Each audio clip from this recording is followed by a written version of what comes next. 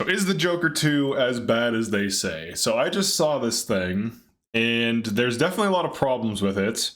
I don't think it's like 3 out of 10 bad. I mean, considering what it's following up, people are going to be very upset when they see it. I would say it has a lot of issues with it. I would say it's like a 5 out of 10. It has good cinematography. I feel like Joaquin Phoenix is really good in it. Lady Gaga's not bad in it either. I think the issue is more of what the story is about, how things play out, the dynamics between Harley Quinn and the Joker. I think there's a lot of issues too, where certain things it seems like they were afraid to do. All right, so first of all, this is the Joker movie, right? This is the second one. The Joker is a character who is the chaotic, like, arch nemesis of Batman, and Batman's supposed to be about law and order. The Joker is supposed to be about chaos and mayhem, and essentially he's supposed to be the foil to Batman. And essentially, every time he gets locked up, he always gets freed, and he always goes on, killing sprees and commits all sorts of crimes, and does all these crazy things, only to be thrown into prison again. It's almost in a way he's like symbolic of just chaos. So like you can lock chaos up, but it'll come out in some other way. So that's kind of like the theme of what the character represents. And throughout different versions of the Joker, I'm not a huge comic book fan, but I've seen enough Batman movies and shows to know like what the character's supposed to be. So like what he's supposed to be chaos, he's supposed to be lawlessness. Typically his origin stories have him starting off as either like a normal criminal or like a nobody that so many bad things happen to, or he falls in a chemical thing, or some kind of thing triggers an event, which in the case of the original Joker movie was Joker's idol, Murray Franklin, more or less betraying him, causing him to become insane. Now, in the first case, when he killed those dudes on the subway, that was basically self-defense. When he killed that other guy, obviously it wasn't. And then with Murray, that was like him destroying his idol. And from there, you would expect the sequel to have something to do with maybe he's in prison for like the first act, and then he gets out somehow, and he starts making things crazy, and then things spiral out of control more, maybe. Or, typically when Harley Quinn is involved, she's not like a femme fatale, like high IQ. Like her whole thing is that she was smart, and she falls in love with the Joker, typically, and he abuses her, takes advantage of her, uses her as a means to getting out of prison, and just uses her as like a henchman. So in this movie, Joaquin Phoenix's Joker basically falls in love with her, and the musical aspect of it could have been good. Now, I know a lot of people hated that aspect of the movie, and maybe think I'm crazy for saying this, but the scene where he bashes Harvey Dent's like skull in, and like the judge's head in with like a hammer and like a stool, that's how the musical should have been. But I think they pussied out. I think they didn't want to go too far, because in when the first movie was released, there was all this negative press from journalists and whatever saying, oh, they're glorifying male power fantasy of lashing out and attacking the world and all sorts of. It's a Joker movie. Like we're not stupid. We understand what this is. It's not glorifying mass shootings and all these things. So like they kind of pussied out and made him a bitch and get stabbed, and it sucks. So they just didn't take it far enough, because the Joker is supposed to be a madman who has no line. Like he's crossed the line at the end of the first movie, and from that point onward, it should be pushed further. Like imagine if we were watching Breaking Bad, or imagine if in Breaking Bad rather, like in season 3 and 4, Walt realizes he's gone too far and starts to tone down and starts to repent and whatever. That's basically what this movie is. So instead of like, blowing things, like getting crazier and more intense and more insane and going further and further down like the rabbit hole of darkness and, the criminal world, like how Walter White does in season 3, 4, and 5 of Breaking Bad, instead for this movie, he kind of reels it in. It's like, no, I'm not that bad of a guy. I just had a bad time. And it's like, dude, this is like a Joker movie. This is not like... And then he dies in like a meaningless way to some loser, nobody that's just a random side. It's just stupid. They blundered it so hard. Like they blundered it so bad. All they had to do to keep the musical thing interesting was to make it be like symbolic of how they feel when they're committing atrocities and horrible crimes and all these things. Because that's who these characters are. Like they're not supposed to be the good guys. They're literally supposed to be villains that are evil. And if you don't let your villains be evil, they're no longer villains. And if you make someone a villain, but then act like, oh, well, they're too damaged to be truly a villain, you're just not committing to them being a villain enough. And I think that's where the movie falls flat, where, like, at one scene, Lady Gaga sets she sets a piano on fire so that they can like escape, but then they don't really get out, and then they're just thrown back in prison. And if I were to break this movie down into like a pattern, it's Arthur's in prison. We'll call him the Joker. The Joker's in prison, and it sucks. And the guards are kind of mean, kind of nice sometimes, whatever.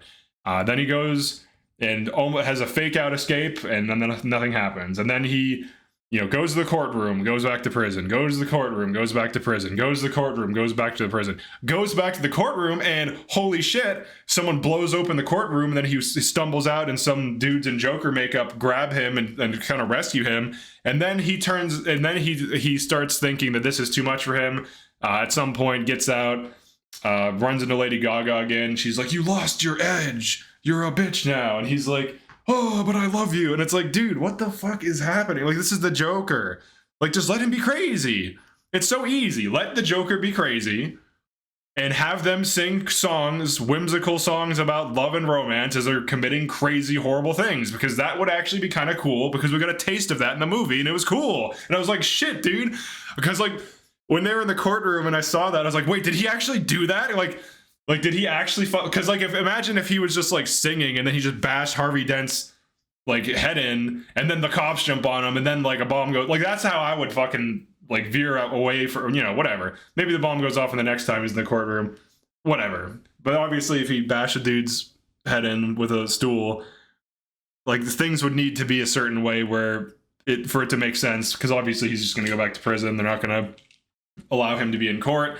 So there has to be some, like, it just sucks because like they take this character and they're just like, he's in prison. And it's like, oh, well, that's interesting. Does he get out of prison? Does he even plot as this? No, he's in prison. He feels bad about shit. He falls in love with Harley Quinn, who historically he just views as a female henchman that he abuses. So it doesn't really make sense for that to happen. And the whole thing is about how she just really badly wants him to be the Joker, but he truly doesn't want to be the Joker. He just wants to be Arthur Fleck, but the world is too harsh for him. And then the movie ends with him dying and the world just being too harsh for him. And it's like, what the fuck is the point? Like, what is the point of any of that movie? He's already past the point of no return to boomerang back now. After he shot Murray Franklin on, his show. So it's like to have him 180 and be like, oh man, I shouldn't have done that. I feel bad. And then get stabbed by some other rando dude who's not even a main character, by the way. Literally just a side character he talks to in a few scenes. It's just complete nonsense. Like, it had potential if they were just willing to not be pussies, frankly. Like, if they were willing to take it and be, let him do crazy, horrible things, because that's literally what the Joker does.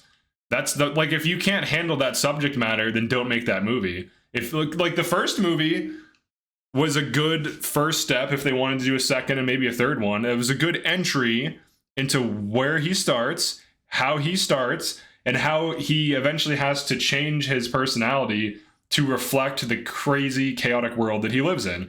But instead, he's like, oh, this is terrible. But everyone else around him is still crazy. The guards still abuse him. His fellow inmates are still crazy. Like, everyone is still crazy, abusive, and just completely insane. And even like the way that Harvey Dent is like prosecuting him is like showed to be like overly aggressive, and he's just like proud of himself when he's like tearing him down in front of people and everyone's laughing at him and shit. And it's like it almost just like takes him and makes him a victim for no reason, and then kills him randomly.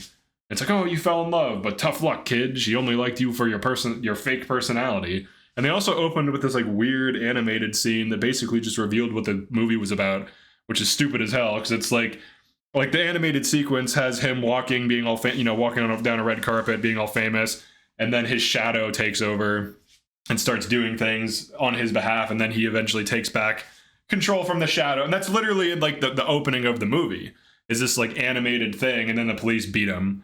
And it's like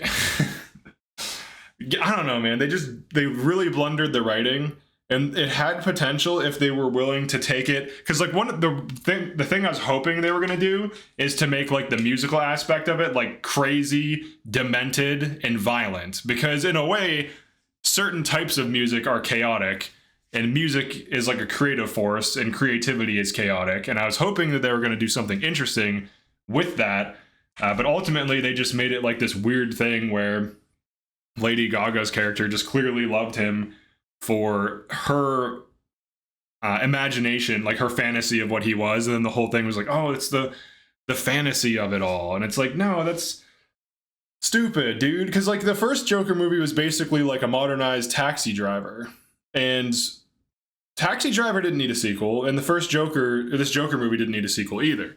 But if they were going to do a sequel for the Joker, and if I were to do a sequel to Taxi Driver, I would take Travis Bickle and make him more extreme and crazier, because that would be the road he would be traveling down. Like, you don't commit crazy things and be like, oh man, I shouldn't have done that. Like, you kind of, and you get to like a point of no return, and his character didn't acknowledge that. The writers didn't have him do anything interesting with that, and ultimately I think like a 5 out of 10 for like some scenes were good, some scenes were interesting, the cinematography was still good. Joaquin Phoenix is still, I think, one of the best actors. He plays like the damaged person really well because he's dealt with a lot of hardship. But Lady Gaga, she was decent. I think the issue was more of the script, the progression of the story, and the themes of the story, and that the theme of the story seems to be that dark fantasy is bad, and embracing your shadow in any form is evil, and it will just end in your ruin, which is actually stupid, because everyone has the capacity for evil, and weak people that lack power, that can't inflict damage or harm, are not like virtuous because they cannot inflict harm. They are just simply weak people. Virtuous people have the ability to do so and choose not to out of a moral system or moral framework. So the idea that enacting a dark fantasy, like obviously if it's evil, is a bad thing, but incorporating your shadow is something that every person has to do. And Joker's supposed to be like chaotic, and outside of society is chaos. So when he's not embodying that, he's fundamentally not the Joker or that character. So making him weak and clipping his wings and keeping him in prison the whole time and having him sing a few songs about love is just not a good sequel to the first Joker movie. You have to make him crazier. That's the road he has to go down. Like if Walter White got to a certain point, like halfway through season 3, and decided, you know what, I'm just gonna stop cooking, and I shouldn't have done that. That was crazy. Like, it would be stupid and it would make for terrible TV. The thing we want to see in a character like this is their descent into madness, because that's what's interesting. And he did not descend. He did in the first one, and then he tried to walk it back, and then he just got shanked for no. It just felt unearned death, stupid. Why? All right, that's it for this one.